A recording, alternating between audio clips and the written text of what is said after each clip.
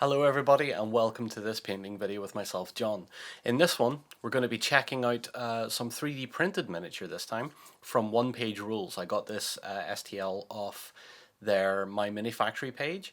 I bought it myself, so full disclosure there, I paid for this STL, got it downloaded, stuck it through my 3D printer. This is the Master Assassin for their Vinci, their Da Vinci style kind of force that they have up there. Can't remember the exact name. I will put a link in below for you. Also, for those of you interested, my 3D printer settings were this. Pause the video if you want to check those out. And also the printer I'm using is this. So that's the printer, that's the settings. The results I got were very good. I used the pre-supported STL that came with the download. There's also one that comes with no supports on it, so you have to figure all that out yourself. But I figured a fair test for the range and for the designers behind OnePageRules and their miniatures.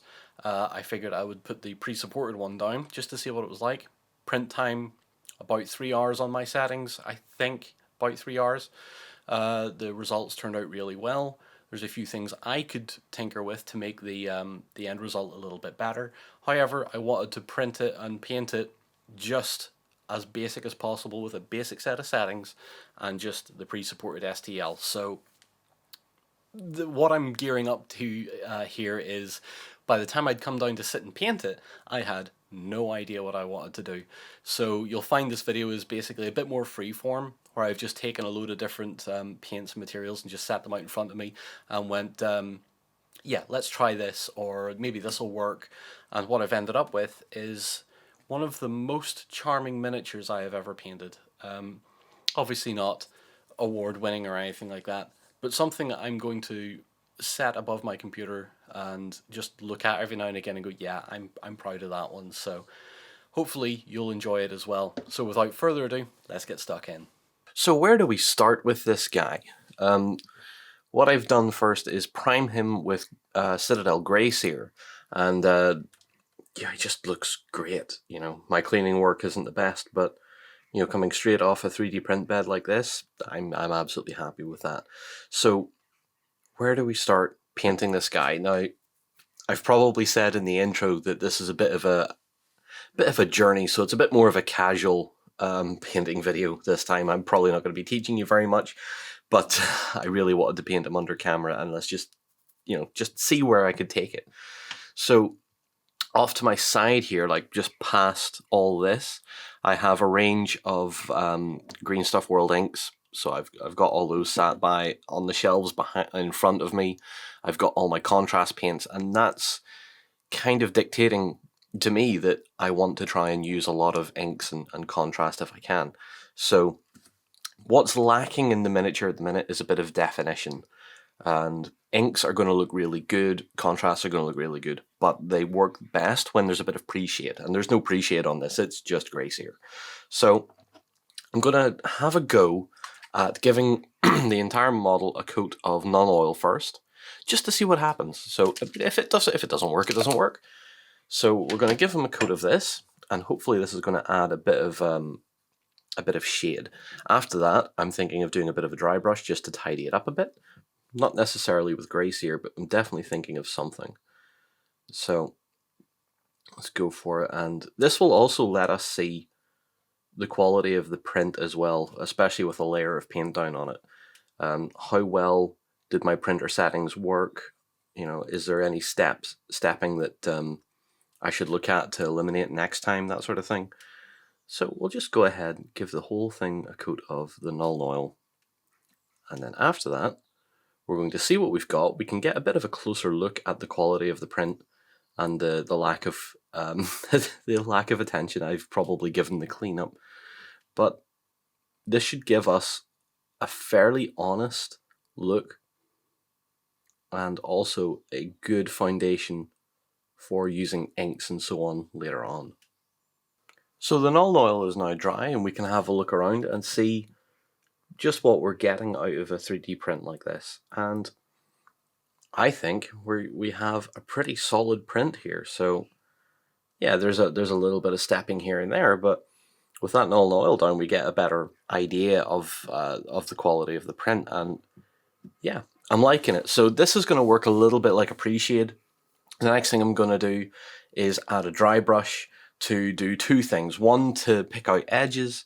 The second, to warm the miniature up a bit, because at the minute it's grey and black, so there's a lot of coldness about it. So what we're going to be going with is Tyrant Skull from Citadel, and we're going to dry brush that all over the miniature as well now.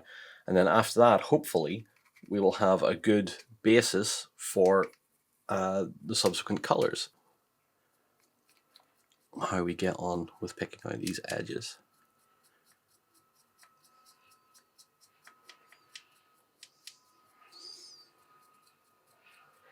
And as you can see, we're trying to just vertically pick out the horizontal details, and then we start to change direction to pick out ones, the lines that are going vertically. So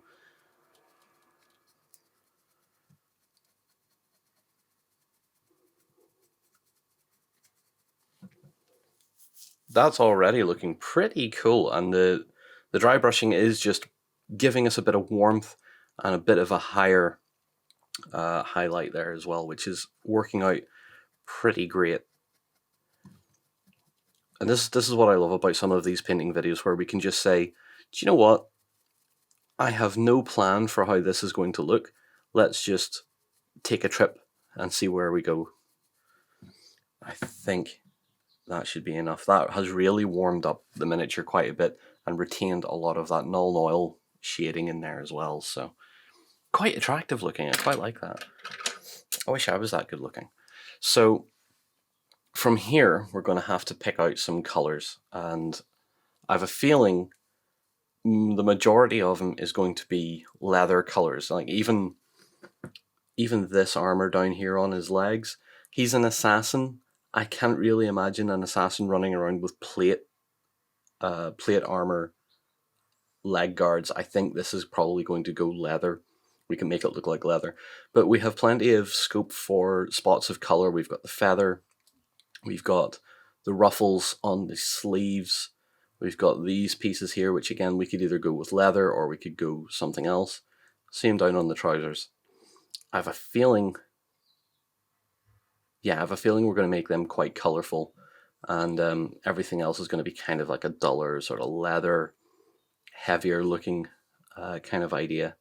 So with that in mind, I think I'm going to pick the first colour, and we're going to go with the brighter stuff first. So we're going to work with Sanguinium Red, the Green Stuff World Intensity ink. This is good stuff. I love working with these inks. Every time I do a tutorial with some of these inks, I keep saying to myself, you know, this is the way I should be painting from now on. And I never do. I never get round to it. So I'm going to use a smaller brush, because I want to get neatly into these details. So let's just see how we get on here.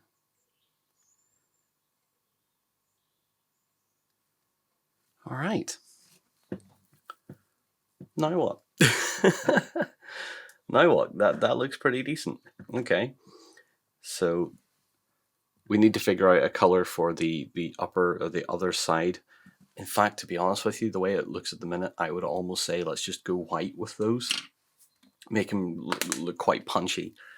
So with that, we'll let that red ink dry, and I think I'm going to move on to, I have a brown ink in here somewhere. I have a walnut brown, so we're going to have a look at some walnut brown and work on that with some of the leathers. But first I need to remind myself what color of brown this is. Like, is it a very heavy brown? It looks like a heavy brown. So yeah, so that is quite a heavy brown. So for that, because it's so heavy, I think I'm going to do his armor. Yeah, I think we'll do his armor this deeper color.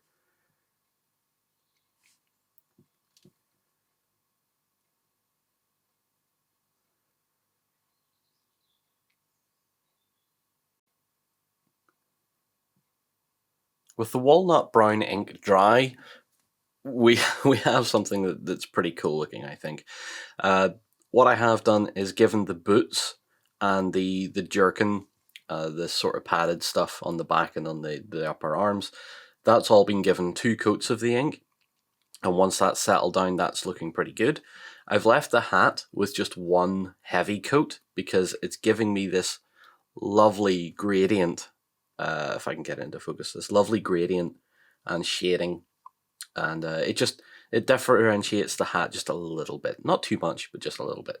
Now we have another style of armor here, which I want to use a different color for. I probably should have done it on the boots as well because it's a similar style, but this more plate looking stuff, I'm actually going to do a different color on, and so for that I'm going to be using contrast Gore Grunta Fur, and it's just to differentiate coloration a bit, because there's a quick buildup of a lot of browns going on here, and I don't necessarily want those browns to be quite uniform, so I'm hoping this one differentiates enough to make it stand out a little bit. So we'll get in there and we'll see what the Gore Grunta Fur does by comparison. It's a little bit more of a reddy brown, which is fine. So we'll go ahead and we'll do that. So with the Gore Grunta Fur now dry, we can now see the kind of progress and the kind of results that we're getting, and I'm liking this a little more and more every time. So I think once this has a matte coat down on it, once this has a bit of varnish on it, this is going to look pretty sweet. Now we're going to move on to the belts and the scabbards for the 2 daggers and the sword. And for this, we're moving on to another contrast paint. We're using Cygor Brown this time. Now this is a very heavy pigmented paint, so we have to be a bit more careful with its application because it is so heavy. And there's 2 ways we can do this. We can either put some water in the brush and apply some to the paint, or we can use contrast medium. So either or, I'm just using a damp brush, I'm just putting water onto my brush, and I'm going to very carefully start working on the belt. So we'll start with this belt. And this is obviously going to be a darker leather than everything else. And I've missed a trick here, which I should have done the belt loops the same color as the items around it, but at the same time the belt loops feel like they're more there to hold these other straps on, so I'm not too concerned about them sort of breaking a bit of continuity there with the colors. So we're going to go on ahead. I'm not worried about these bags or these bottles either. I think we're going to paint them something else, but that'll require another base coat just to bring them up. Same with the belt buckle itself. So with the Cygor Brown dry, let's have a look at what we've done. You can see it's definitely a very heavy brown, and what I did was I actually went back to the previous brown to do the scabbard of the sword, but I kept the scabbards for the sheath for the sword, and the scabbards for the daggers I kept the darker brown. So in general, yeah, I'm still pretty happy with it. I like how it's turning out. The next step then, I want to tackle the hood that he's wearing. So for that, it's just going to be a simple case of some contrast Black Templar. And I want the hood to be dark because I want the mask to stand out, because I'm a sucker for anything that resembles a Plague Doctor mask. So we'll get a bit of Black Templar down on that and see how it goes, because I want this hood to be quite like the more stealthy aspect of it, the more sinister looking aspect, because the more dark we get around this mask, when we come to do it as a paler color, the more it's going to stand out and really show off the style. So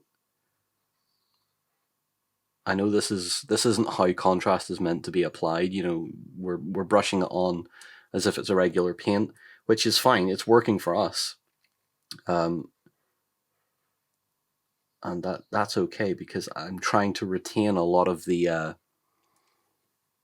like the base pre-shading and coloration that we did before we started getting into the inks. So that's the plan. I think that's all I'm going to do with the Black Templar. I reckon so. So let's clean the brush off, put it to the side, and then we're going to start work on the mask. So for the mask, I would like to start with, let me see if I can just pick it straight out of my shelves here. I would like to work with Skeleton Horde, give it a coat of that, and then we'll see what that looks like, see if there's anything we want to do, probably some highlights as well, might be a way to go. So we'll get a bit of Skeleton Horde down onto the palette. And then on the mask, we'll get it right into the eyes.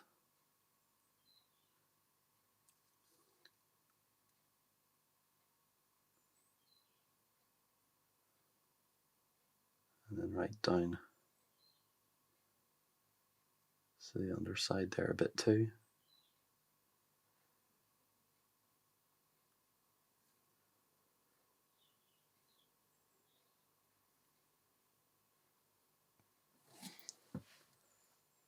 I think that looks quite cool, just as it is. So, while that's all drying, we're quickly going to tackle the feather, because we've done some red already, so I think we're just going to revisit that red, that Sanguinarum red ink, and just give him a nice shiny red feather on the top of the hat.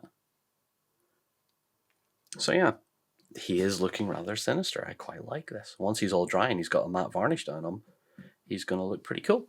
So, with that said, what I'm thinking of doing next is doing a quick whiz around the miniature off camera and tidying up some areas that I want to become different colors. So we're going to be looking at rebase coating these, and maybe just a little bit of a tidy up step on certain other parts. I'm just going to have a look around, do a couple of base coats here and there just to tidy things up for the next step, which will probably be some metallics. So yeah, we'll let all this dry, and then we'll come back and we can start hitting a couple more contrast paints and then some metallics. So what I've done off camera is take my grey cere, which is just the base coat grey cere, and just paint it in again, some details here, painted over the wrist blades, areas that I want to pick out as metallic objects and stuff like that. And I've left all these little dots off because I know that they're going to be going colour at some point.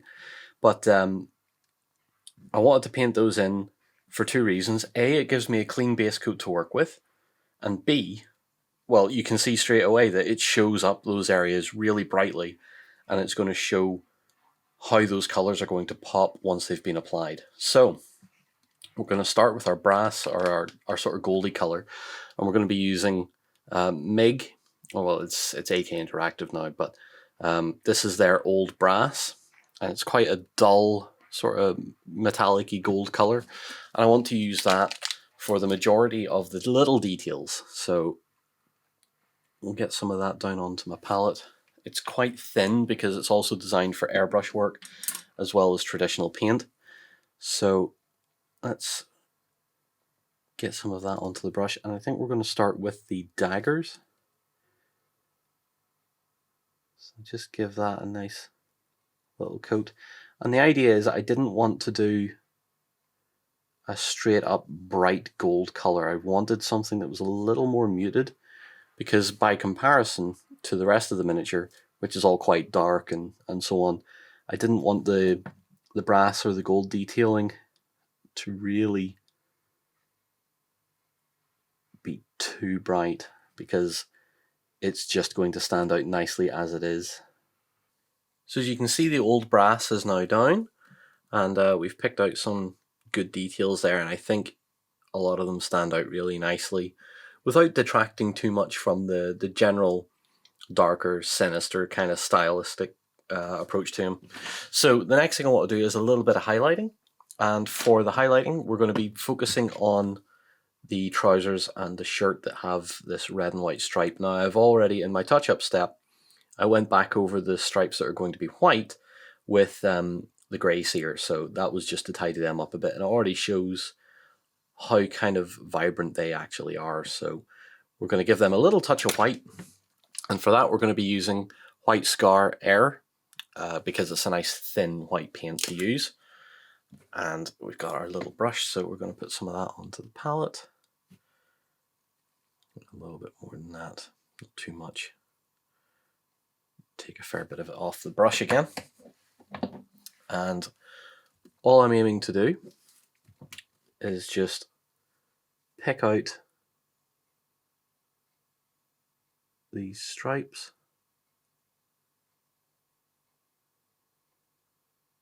Just in a manner that makes them a bit more poppy. So we're not doing the whole stripe, we're just doing little areas of it just to make it more apparent that that's the color they're supposed to be.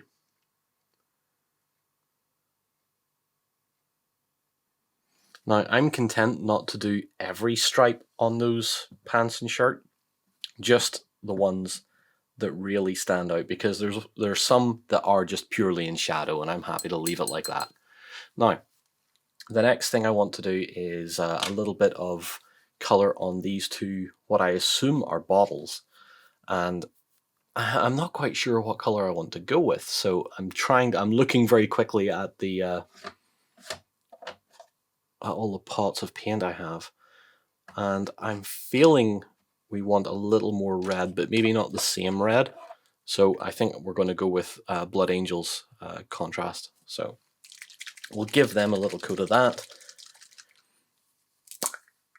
and we'll see how that turns out. So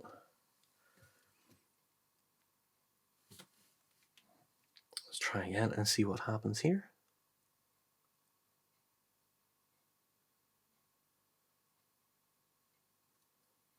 Take a bit of that paint off the brush.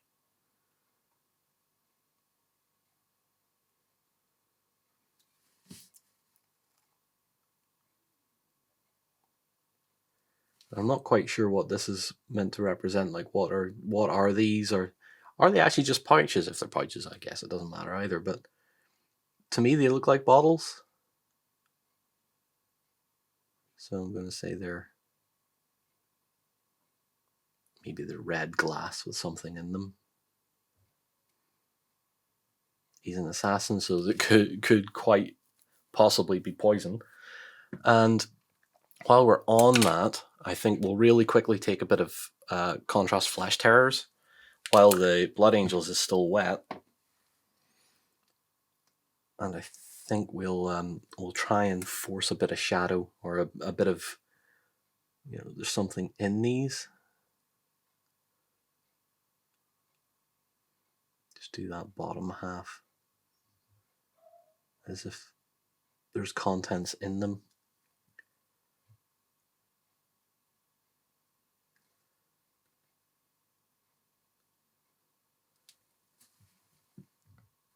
I don't know, what do you think? You can let me know in the comments if you like that or not.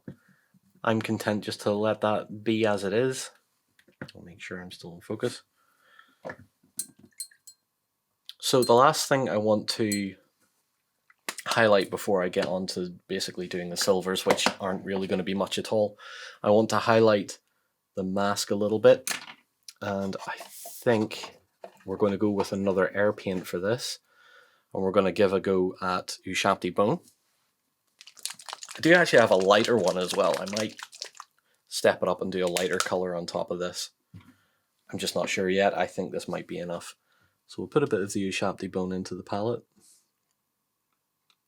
Make sure we get a nice fine tip on the brush. Take a little bit off on my thumb. And what I want to do here is I want to accentuate this line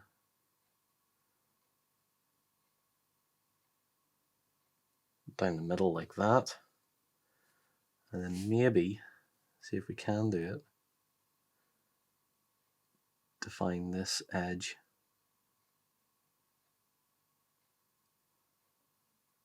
a bit as well. then same on this side.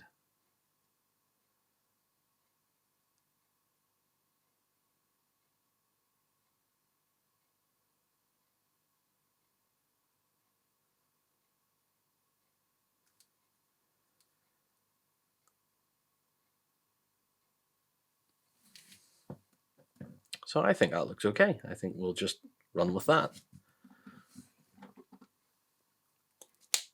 So at this stage then, we're just down to the blades that he's got on the wrists.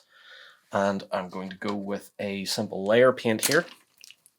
And we're going to go with Stormhost Silver, another Citadel paint. And again, this is just going to be a case of just giving it a layer of this, letting it dry, and then we'll probably do a little bit of shading. But I kind of want the blades, again, to be another quite bright standout feature. Take them up to that piece where the brass meets.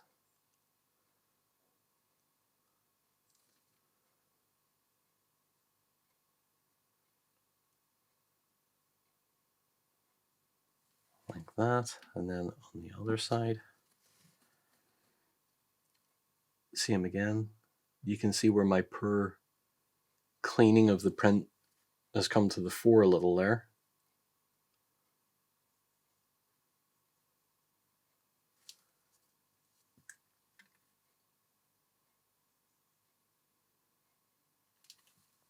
All right, so at this stage we're going to let those dry, and then when we come back we'll do a little bit of shading to those blades, and I think once that's done it's time for a matte varnish and wrapping up. So at this stage I've done a little bit of a tidy up, and I've painted the base in a dark grey, which if you're interested is a Flames of War colour, which is just German grey, just because it's there. I also did the tiniest little orange line across the bottle there with where the fluid is. That has been done by Vallejo Model Air Orange Rust. So again, just a little detail I felt like I wanted to put in there. Now, before I move on to basically matte varnishing and finishing the miniature off, I do want to add a little bit more shading. And this is going to be a bit more of an overall uniform kind of shade. And for this, I want to go with the Cryptek Armor Shade Gloss. I want to do that because then I'm going to matte varnish, and hopefully this should have enough pigment in it that it's going to tidy up around the rivets, shade the gold a little bit down, but I'm going to avoid the red, the mask, the feather, the blades, and the trousers. Now, I'm going to do that, but I've also just remembered that I've forgotten one step as well. We're going to be going with a little bit of Nuln Oil next onto the blades, and this is just purely to get a bit of shading in there. So we're just going to go straight from the pot and not put too much of it on there. It's just enough to make these edges a bit more shaded. So we're not doing too much work there, it's just a little touch just along that outer edge, and to force a little bit of shadow into where the blade meets the glove. Like that. So that's all that's going to be. Not very much, it just dulls it a little bit. Now, onto the armor shade. So this I'm going to be applying quite sparingly, quite thinly, because I just need it to do a fairly specific task. So let's see. Ooh, get that lid open for me. And let's put some onto my palette. Now this is a fairly heavy wash, so I'm looking at it and I'm going to thin it down a little bit on the brush before we start applying it to the miniature. And we'll start on the back here. I'm going to take some of it off my brush because it is quite heavy. And we'll start up here and start working our way, including over this hood as well. And this is going to deepen the shading. It's hopefully going to gather around the rivets a little bit. and just richen up some of the color that we have.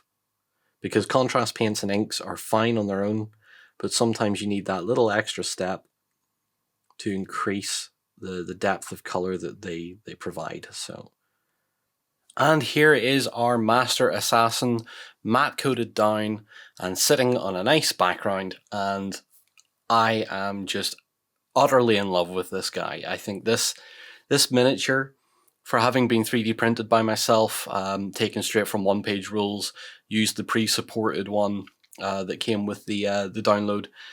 He just looks great. He has been so little effort to print well.